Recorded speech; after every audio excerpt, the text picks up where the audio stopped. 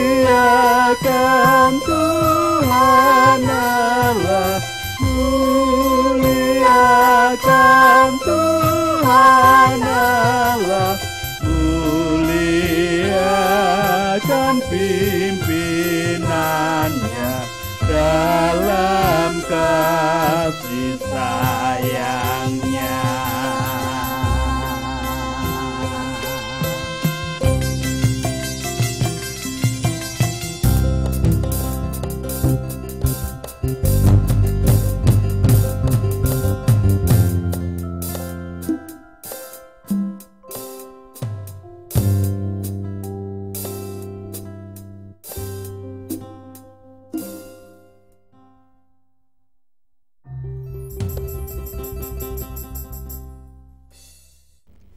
Semangat pagi di hari Kamis 21 Oktober 2021. Kembali kita akan menyatukan hati, menyatukan pikir, menyatukan kehidupan dan waktu seutuhnya di dalam persekutuan doa anggota keluarga Allah. Kita bersama-sama memulai dengan pengakuan. Pertolongan kita hanya berasal dari Allah yang telah menciptakan langit bumi beserta segala isinya. Untuk itu kasih karunia dan damai sejahtera yang dari Allah Bapa kita dan Tuhan Yesus Kristus ada pada saudara sekalian. Amin. Muliakan pimpinannya dalam kasih sayangnya.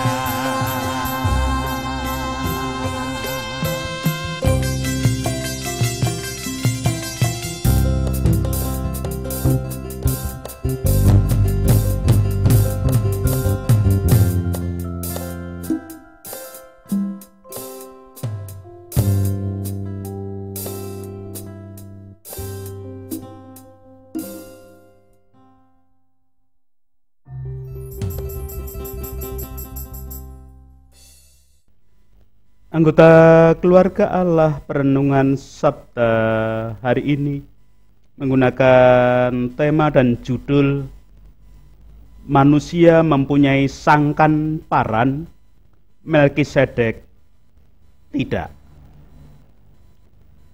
Ungkapan Jawa yang hendak diangkat lagi pada perenungan Sabda hari ini adalah sangkan paraning tumati, yang merupakan prinsip hidup orang Jawa. Adapun artinya adalah dari mana manusia berasal, apa dan siapa di masa sekarang, dan kemana arah tujuan hidup yang dijalani dan akan ditujunya. Masyarakat Jawa dengan segala pandangan hidupnya memiliki karakteristik budaya yang khas. Pandangan hidup orang Jawa dapat dibedakan menjadi dua hal, yaitu pandangan lahir dan pandangan batin. Pandangan lahir adalah hal-hal yang terkait dengan kedudukan manusia sebagai makhluk individu dan sosial secara fisik lahiriah. Sedangkan pandangan batin adalah hal-hal yang terkait dengan kedudukan manusia sebagai makhluk individu dan sosial secara batiniah yang melibatkan aspek supranatural. Supranatural sendiri berarti sesuatu yang berkaitan dengan hal-hal yang melampaui perkara lahiriah, yaitu segala hal yang tidak terlihat atau tidak kasat mata di alam semesta. Manusia lebih sering menganggap hal-hal yang supranatural adalah sesuatu yang ajaib, gaib, dan adi kodrati. Anggota keluarga Allah, kalaupun tema dan judul perenungan Sabda hari ini manusia mempunyai sangkan paran, Melkisedek tidak. sebenarnya hendak memberikan penjelasan bahwa Melkisedek lebih dari manusia yang memiliki sangkan paraning dumadi. Hal demikian didasarkan pada leksionari bacaan kedua hari ini. Terlebih dahulu kita akan bersama-sama memperhatikan dengan cara membaca dan merasa-rasakan bacaan tersebut. Surat Ibrani pasal yang ke-7. Ayatnya pertama sampai dengan 10 memberikan kesaksian demikian. Sebab Melkisedek adalah Raja Salem dan Imam Allah yang Maha Tinggi. Ia pergi menyongsong Abraham ketika Abraham kembali dari mengalahkan raja-raja dan memberkati dia. Kepadanya pun Abraham memberikan 1/10 dari semuanya. Menurut arti namanya, Melkisedek adalah pertama-tama Raja Kebenaran dan juga Raja Salem atau Raja Damai Sejahtera. Ia tidak berbapa, tidak beribu, tidak bersilsilah. Harinya tidak berawal dan hidupnya tidak berkesudahan. Dan karena ia dijadikan sama dengan anak Allah, ia tetap menjadi imam sampai selama-lamanya. Camkanlah betapa besarnya orang itu yang kepadanya Abraham, bapa leluhur kita, memberikan 1/10 dari segala rampasan yang paling baik. Dan mereka dari anak-anak Lewi yang menerima jabatan imam mendapat tugas menurut Taurat untuk memungut persepuluhan dari umat Israel, yaitu dari saudara-saudara mereka, sekalipun mereka ini juga adalah keturunan Abraham. Tetapi Melkisedek yang bukan keturunan mereka memungut persepuluhan dari Abraham dan memberkati dia walaupun ia adalah pemilik janji. Memang tidak dapat disangkal bahwa yang lebih rendah diberkati oleh yang lebih tinggi.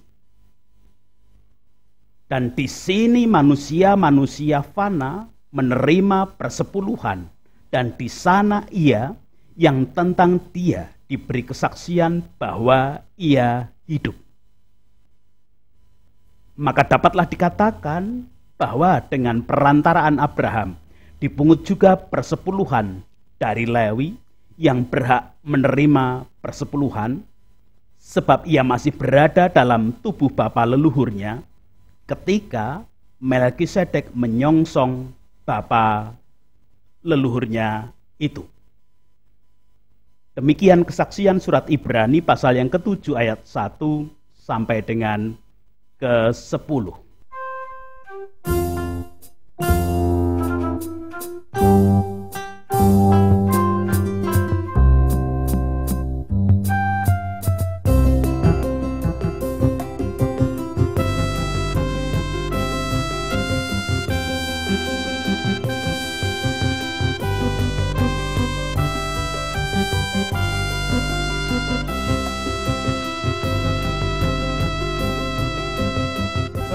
Katamu semua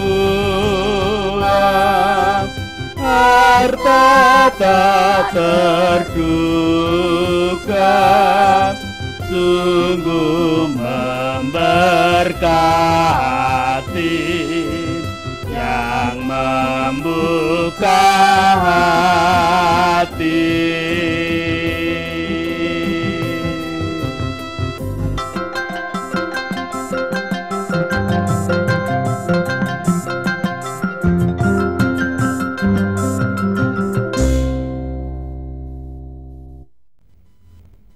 Anggota keluarga Allah,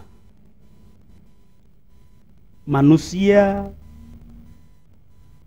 seperti yang dinyatakan di dalam tema dan judul manusia mempunyai sangkan paran Melkisedek. Tidak. Manusia yang dimaksudkan, digambarkan, diwakilkan pada diri Abraham. Di mana dari orang Yahudi, bangsa Israel, hingga orang percaya pengikut Yesus Kristus yang menjadi anggota keluarga Allah, menyebut Abraham sebagai bapa leluhurnya. Abraham adalah bapa orang percaya. Tentu sebutan itu bukan untuk menyatakan bapa dan anak secara keturunan biologis. Namun karena wujud iman dan kepercayaan Abraham di dalam ketaatannya kepada Allah, maka sebutan bapa orang percaya muncul. Itu berarti banyak orang merindukan memiliki iman dan bisa mewujudkan imannya seperti Abraham. Tentu termasuk di dalamnya adalah orang percaya saat ini, yaitu mereka yang menjadi pengikut Yesus Kristus dan menjadi anggota keluarga Allah. Bukan hanya dengan kerelaan hati, tetapi dengan kerinduan yang sangat, yang mendalam. Kita semua pengen menjadi keturunan Abraham sebagai bapa orang percaya tersebut. Anggota keluarga Allah, sedemikian besar ketokohan dan pengaruh Abraham yang disebut sebagai bapa orang percaya tadi. Padahal sebenarnya Abraham masih manusia biasa yang memiliki sangkan paran. Seperti penjelasan pada sangkan paraning dumadi di depan tadi. Bukankah Abraham disebut sebagai bapa orang percaya karena keberhasilannya dalam menyelaraskan hal-hal yang lahiriah dengan hal-hal yang batiniah di dalam aspek supranaturalnya. Abraham mewujudkan hal-hal lahiriah berdasarkan kekuatan iman yang sebenarnya mendasari hal batiniah yang tidak kelihatan dengan aspek supranatural tadi. Hal lahiriah yang tampak pada Abraham adalah ketaatannya kepada Allah, karena hal-hal batiniah yang diyakininya sekalipun itu tak tampak secara kasat mata. Secara kasat mata, Abraham memiliki orang tua yang kaya raya dan memiliki tanah kelahiran yang pasti. Namun tatkala Tuhan memanggilnya agar meninggalkan semuanya tadi yang kasat mata, Abraham taat demi janji Tuhan yang tidak kasat mata. Janji Tuhan, kamu akan menduduki ke sebuah tempat yang akan kutunjukkan nanti. Bukankah itu sesuatu yang tidak nampak? Tetapi Abraham taat kepada janji Tuhan yang tak tampak itu. Secara kasat mata, Abraham memiliki anak sematawayang dari Sarah sebagai istrinya yang sah. Namun rela mentaati panggilan Tuhan untuk mempersembahkan, mengorbankan anak tersebut. Hal itu dilakukan demi janji Tuhan yang tak kasat mata atau tak nampak dalam mata manusiawi, mata duniawi. Apalagi sebelumnya Abraham sudah mengusir anaknya yang lain yang bukan dari istrinya secara sah. Itu pun demi janji Tuhan yang tak kasat mata perihal keturunanmu akan seperti bintang di langit, akan seperti pasir di laut dari Sarah istrinya. Dan tentu masih banyak hal yang bisa dipelajari dari Abraham sebagai bapa orang percaya. Anggota keluarga Allah. Namun demikian bacaan kita hari ini, Ibrani pasal yang ke-7, ayat pertama sampai dengan ke-10 memberikan kesaksian bahwa ada yang lebih dari Abraham yang disebut sebagai bapa orang percaya tersebut. Siapa dia yang lebih dari Abraham? Siapa dia yang lebih dari bapa orang percaya? Tidak lain adalah Melkisedek. Anggota keluarga Allah, arti kata Melkisedek adalah raja kebenaran dan keadilan. Tentu kebenaran dan keadilan yang dimaksudkan adalah kebenaran dan keadilan Tuhan yang mutlak dan tidak berubah-ubah.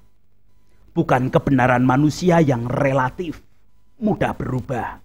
Bukan keadilan manusia yang juga relatif dan mudah berubah. Melkisedek disebut sebagai Raja Salem. Kata Salem berarti damai sejahtera. Itu berarti Melkisedek adalah pemimpin di dalam kebenaran dan keadilan di tempat yang penuh dengan damai sejahtera. Siapa yang tidak menginginkan mempunyai pemimpin menuju kebenaran, adil di tempat yang penuh damai sejahtera itu? Tentu semua menginginkannya. Anggota keluarga Allah, mengapa Melkisedek dikatakan lebih dari Abraham? Dalam bacaan kita dijelaskan karena Abraham yang adalah bapa orang percaya itu memberikan persepuluhan kepada Melkisedek, sang raja kebenaran, raja keadilan di tempat yang penuh damai sejahtera tersebut. Persepuluhan itu adalah 1/10 dari apa yang diperoleh Abraham ketika menang perang dan berhasil mengalahkan raja-raja atau banyak raja. Itu berarti dalam ketaatannya, bapa orang percaya Abraham mempersembahkan persepuluhannya kepada Melkisedek. Anggota keluarga Allah, siapa toh Melkisedek? Kok bapa orang percaya mengaturkan persembahan persepuluhannya kepadanya? Dalam bacaan kita, ayat ketiga dinyatakan, ia tidak berbapa, tidak beribu, tidak bersilsilah, harinya tidak berawal dan hidupnya tidak berkesudahan.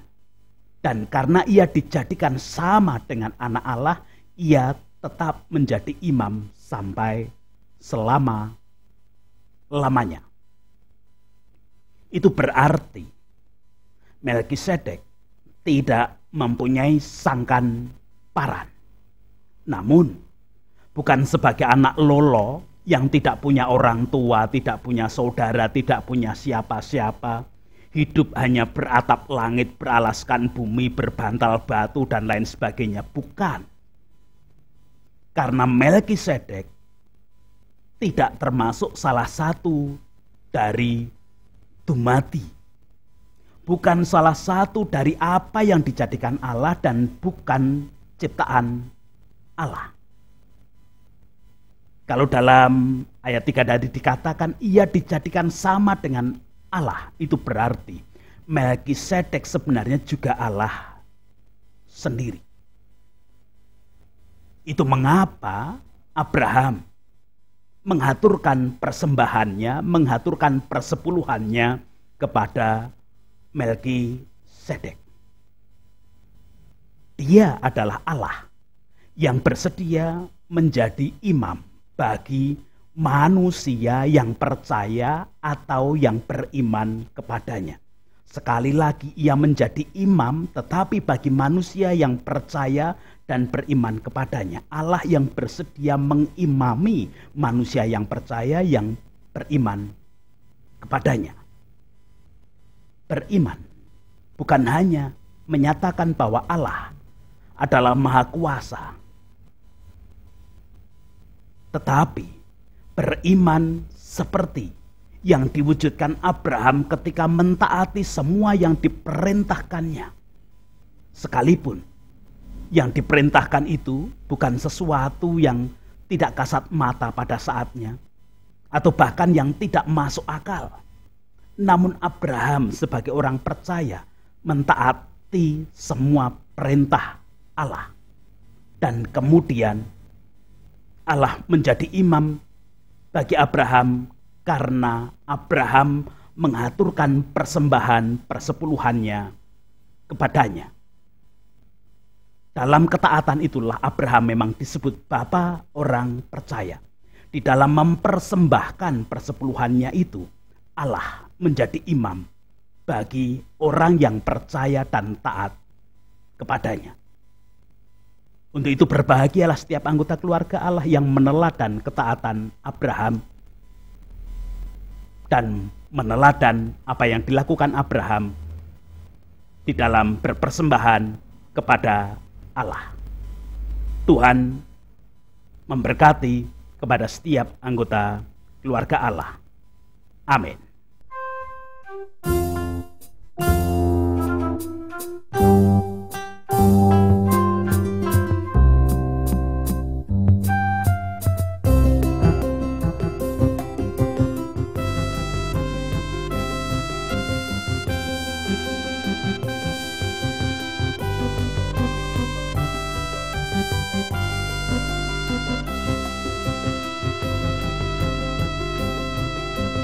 Tolong agar kami rajin mendalami,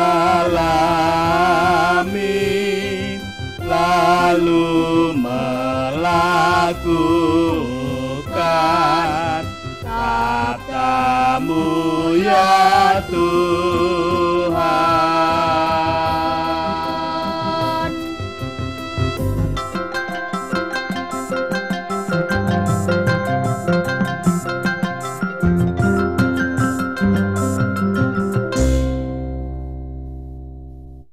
Bersama menghadap Tuhan di dalam doa syukur dan doa syafaat, saya hantarkan puji, hormat, dan syukur kemuliaan hanya bagi nama Allah yang hari ini bersabda kepada kami melalui apa yang dinyatakan oleh si penulis surat Ibrani. Kami memiliki bapa orang percaya, kami memiliki Abraham sebagai bapa leluhur kami ketika kami beriman kepadamu. Namun kami harus meneladan Abraham sebagai bapa leluhur kami ketika benar-benar mewujudkan ketaatan beriman kepadamu, dan kemudian engkau menjadi imam perantara keselamatan kami seperti Melkisedek yang menerima persepuluhan dari Abraham. Karena sebenarnya engkau sendiri yang menjadi Melkisedek bagi kami semua. Engkau menolong, engkau memberkati aktivitas kami apapun hari ini. Dengan segala kondisi dan keadaan, bahkan keterbatasan manusiawi kami, engkau menopang, engkau melayakkan kami. Tatkala ada kelemahan ragawi di antara kami yang sedang merasakan sakit penyakit, engkau pun menopang, memberikan kemampuan sehingga hidup selalu berserah taat kepadamu, bahkan penuh dengan syukur, mempersembahkan kehidupan hanya kepada Tuhan. Kami menyerahkan anak-anak kami yang kami ajak belajar taat kepada Tuhan, mempersembahkan hidup hanya kepada Tuhan. Biarlah tangan kasih kuasa Tuhan yang nyata di dalam kehidupan anak-anak kami di masa belajar mereka. Kami menyerahkan bangsa dan negara kami melalui para pemimpin, wakil rakyat, tokoh masyarakat, tokoh agama, dan semua komponen yang ada di dalamnya. Termasuk tenaga kesehatan ketika menjalani kehidupan menjadi garda depan penanganan pandemi. Yang saat ini mereka tangani adalah pelaksanaan vaksin dengan segala macam yang terjadi, termasuk pandangan masyarakat yang muncul yang berbeda-beda. Biarlah kasih kuasa-Mu menjadi kekuatan, kebijaksanaan, dan sumber kebaikan bagi semuanya. Bukan vaksin yang kami andalkan, namun kami mengandalkan Engkau, dan Engkau bisa memakai vaksin sebagai sarana kami merasakan kasih dan berkat-Mu. Itu Tuhan doa-doa kami, bangunan kerukunan, bangunan toleransi, kehidupan bersama di tengah-tengah bangsa yang berawal dari berbagai macam keadaan. Tuhan pun berkuasa sepenuhnya. Ampuni dosa kesalahan kami, memohonkan ampun dosa kesalahan para pemimpin, wakil rakyat, tokoh masyarakat, tokoh agama, dan semua komponen bangsa negara ini. Dalam Kristus kami berdoa. Amin. Sekarang bersama-sama melanjutkan kehidupan dengan tetap belajar mewujudkan ketaatan iman seperti Abraham. Ketaatan percaya di dalam wujud perilaku hidup yang nyata. Demikian juga ketika kita berhasil melakukan ketaatan iman, kita pun mengaturkan persembahan kita hanya kepada Tuhan, karena Tuhanlah yang menjadi imam perantara keselamatan kita semua. Menerima berkat-Nya, kasih karunia dan damai sejahtera yang dari Allah Bapa kita dan Tuhan Yesus Kristus di dalam persekutuan dengan Roh-Nya yang kudus tercurah, melingkupi, menaungi, melayakkan setiap anggota keluarga Allah, mewujudkan ketaatan iman seperti Abraham, belajar kepada Abraham dan meyakini Allah sebagai imam perantara keselamatan bagi kehidupannya. Amin. Tolong agar kami rajin mendalami, lalu melakukan kata-Mu ya Tuhan.